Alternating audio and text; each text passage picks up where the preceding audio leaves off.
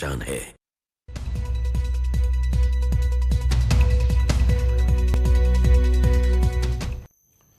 और अब खबरें एक मिनट में।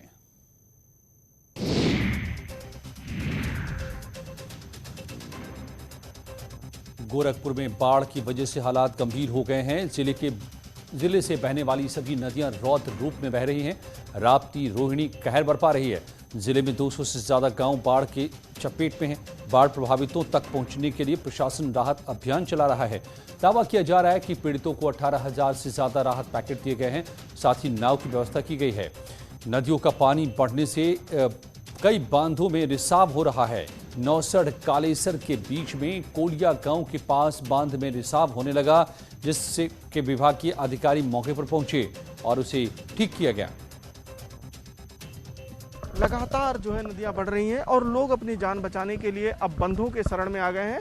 ये जो तस्वीरें हैं, ये तस्वीरें बता रही हैं कि किस तरीके से जो है लोग बंधों पे आ गए हैं और यहाँ पे रह रहे हैं।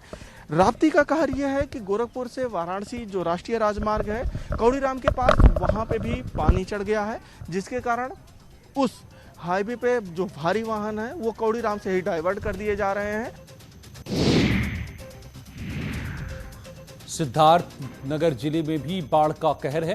बाणगंगा नदी को छोड़कर बाकी सभी नदियां खतरे के निशान से ऊपर बह रही हैं। बाढ़ के तांडव ने लोगों को पूरी तरह बेबस कर दिया है। किसानों की फसल तबाह हो रही है।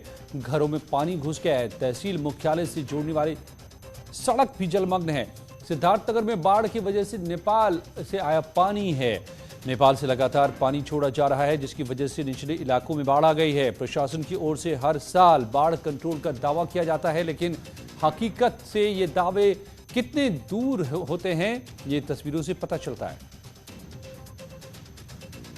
कौनो व्यवस्था नहीं बा, दिक्कत ये बा पूरा पानी कुल चीज की सांसत बा। घर द्वार पर एकदम पानी चढ़ल में हम बाटी निकला पानी भरल बा, कुछ चीज की परेशानी बा। काका कुल गेहूं चावल कुल भीग गए हैं। कुछ नहीं। कहाँ रहते हो आप लोग? वो डीहे पर रह जाना। हमारे यहाँ तहसील मथुरा में डेंगू, मलेरिया, वायरल फीवर से मरने वालों का आंकड़ा बढ़ गया है। जिले में 23 दिन के भीतर 14 लोगों की मौत हो गई है। इसमें ज्यादातर बच्चे शामिल हैं।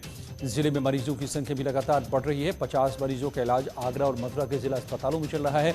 मथुरा के डीएम ने कहा है कि सभी मौतें डेंगू या मलेरिया से नहीं हुई हैं। फिरोजाबाद और मथुरा में डेंगू मलेरिया से मौत के बाद मुरादाबाद में स्वास्थ्य महकमा अलर्ट हो गया है। डेंगू का, मलेरिया की, टाइफाइड की जांच किट उपलब्ध है एवं सभी यूनिट प्रभारियों को ये निर्देश है कि प्रत्येक बुखार के व्यक्ति की सतर्कतापूर्वक जांच की जाए। वाराणसी में डेंगू मरीजों की संख्या बढ़ी है। मंडलीय अस्पताल, कबीर चौरा और कई प्राइवेट अस्पतालों में डेंगू के करीब 80 मरीज भर्ती हैं। डेंगू के केसेस बढ़ने की वजह से जिले में नारियल पानी और कीवी जैसे फलों के रेट भी बढ़ गए हैं। वाराणसी में कीवी का दाम 250 से 300 रुपए किलो हो गया है। नारियल पानी का भी यही हाल है। यहाँ अब वायरल फीवर होने पर भी लोग नारियल पानी और कीवी का इस्तेमाल करने लगते हैं, जिसकी वजह से डिमांड और ज़्यादा बढ़ जाती है। ये डेंगू फैला इसी हमारे उसी की वजह से ये कीवी बहुत कई काम में आता है भैया। ये खाली उसी के लिए नहीं, ये अगर जोड़ में हड्डी उड्डी में कहीं दर्द हो, रोज एक कीवी खाइए, आपको कभी रोग नहीं फैलेगा। एक के रोज खाए आदमी रोग से बच। नारियल के पानी का भी इसमें बड़ा, नारियल के पानी भी पेट साफ रहता है।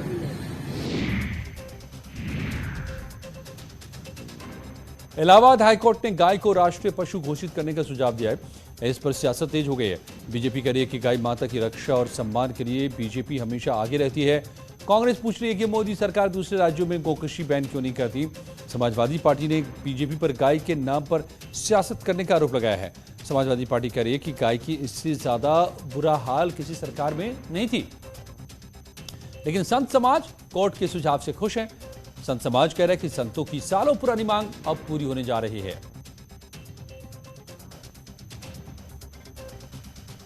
कोर्ट ने जो कहा, कोर्ट हमारा एजेंडा तो नहीं हो सकता। हाई कोर्ट पे कोई टिप्पणी करे वो भारतीय जनता पार्टी की सरकारों का एजेंडा है, तो बहुत तौहीन की जा रही है। मगर समाजवादी पार्टी है, वो कुछ भी कर सकती है, लेकिन गाय का सम्मान हो। मुरादाबाद मंडल में एमएसटी पास की सुविधा फिर से शुरू कर दी गई है। 2020 में जब कोरोना लॉकडाउन हुआ था तब से मंडल में एमएसटी पास बंद थे। मासिक पास की सुविधा नहीं होने से रोजाना अप डाउन करने वालों को ज्यादा रुपए खर्च करने पड़ते थे। मुरादाबाद रेल मंडल में उत्तर प्रदेश और उत्तराखंड के 205 छोटे बड़े रेलवे स्टेशन आते हैं। यहां से हजारों लोग रेल यात्रा करते हैं। 3 सितंबर से मुरादाबाद मंडल के किसी भी रेलवे स्टेशन से एमएसटी पास लिया जा सकेगा। इस सुविधा के शुरू होने से यूपी और उत्तराखंड दोनों राज्यों के यात्रियों को फायदा होगा।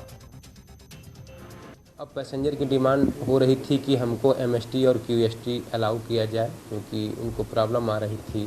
तो इसको ध्यान में रखते हुए हेडक्वार्टर से अनुमति लेकर हेडक्वार्टर ने 5 ट्रेनों में एमएसटी और क्यूएसटी को परमिट किया है। अब यात्री पास बनवा के क्यूएसटी और एमएसटी का यात्रा कर सकेंगे। ये उनके लिए आर्थिक रूप से भी काफ़ी फायदेमंद रहेगा। बस्ती जिले के ओपेक कैरी हॉस्पिटल की लिफ्ट में 24 साल पुराना नर कंकाल मिला है। जिस लिफ्ट से कंकाल मिला है वो पिछले 24 साल से बंद थी। ये कंकाल किसका अब तक पता नहीं चल पाया है। फॉरेंसिक टीम ने सैंपल लेकर जांच के लिए भेजा है। जिस अस्पताल की लिफ्ट में कंकाल मिला है उसका निर्माण 1991 में शुरू हुआ था। उसी दौरान वहां लिफ्ट भी बनाई गई थी। लिफ्ट खराब हो जाने पर किसी ने उसे ठीक नहीं किया। अब जब उसे खोला गया है तो उसमें से कंकाल बरामद हुआ। मुरादाबाद पुलिस कह रही है कि व्यक्ति की पहचान के लिए पुराने रिकॉर्ड्स को खंगाला जा रहा है। 24 साल पहले कितने लोग लापता हुए थे उसकी जांच की जा रही है। हाल नल कंकाल को उसको परीक्षण के लिए मोर्चरी में भेजा गया है और हम इसका डीएनए प्रोफाइलिंग सारी चीज़ें कराएंगे और कोशिश यही करेंगे कि इसकी जो पहचान स्थापित हो ताकि इसमें आगे की वैधानिक कार्रवाई की जा सके। भदोही में जमीनी विवाद में 2 भाइयों में मारपीट हो गई। मामला कोईरौना के भीखीपुर गांव का है, जहां दोनों तरफ से लाठी डंडों से हमला किया गया। मारपीट में 55 साल के मायरा की मौत हो गई। पुलिस ने 2 आरोपियों को गिरफ्तार करके जेल भेज दिया है। बांदा में जमीन विवाद में 2 पक्षों में खूनी संघर्ष हो गया। मामला बदौसा थाना इलाके के पोहार गांव का है, जहां पर एक किसान परिवार अपने खेत की ओर जा रहा था। उसी दौरान घात लगाए बैठे दर्जन भर लोगों ने हमला कर दिया। भाई हैं, 3 भाई थे। तो बड़ा भाई अपना शराब पी करके गाली दे रहा था अपने छोटे भाइयों को, उनका लैट्रिन तोड़ रहा था। इस पर झगड़ा हुआ था तो उसको सर में चोट लग गई है, जिससे बाद में उसकी डेथ हो गई। और इसमें 2 भाई जो छोटे हैं, जो नेम्ड हैं, और उनके 2 लड़के हैं। इसमें 2 अभी गिरफ्तार हो गए हैं, 2 फरार हैं। सोनभद्र के सीएमओ ऑफिस की बिजली काट दी गई है। जिले के स्वास्थ्य विभाग का 2.25 करोड़ का बिजली बिल बकाया है। इसकी वजह से बिजली विभाग ने कनेक्शन काटा है। स्वास्थ्य विभाग से जब इस बारे में पूछा गया तो पता चला कि विभाग के पास बिजली का बिल जमा करने के लिए 80 लाख रुपए ही हैं। बावजूद इसके बिल का भुगतान नहीं किया गया, जिसकी वजह से कनेक्शन काटा गया है। बिजली कटने की वजह से सीएमओ ऑफिस में अंधेरा छा गया है, जिसके बाद जनरेटर से पावर सप्लाई की जा रही है। बिजली विभाग ने बताया कि कई बार रिमाइंडर भेजने के बावजूद भुगतान नहीं हुआ तो कनेक्शन काट दिया गया है। देखिए, मेडिकल का कुल 2.25 करोड़ बकाया है और ऊपर से निर्देश है कि हॉस्पिटल का कनेक्शन न काटा जाए। फिर भी बार बार सीएमओ साहब उनके बाबुओं से आग्रह करता रहा गया बिल का भुगतान किया जाए। उनके पास 80 लाख विद्युत मद में पड़ा हुआ है, लेकिन उनके द्वारा भुगतान नहीं किया जा रहा, टाल मटोल किया जा रहा है। 31 तारीख तक भुगतान न करने पर सीएमओ ऑफिस की बिजली काटी गई। लौटते हैं कुछ ही पलों में और खबरों के साथ।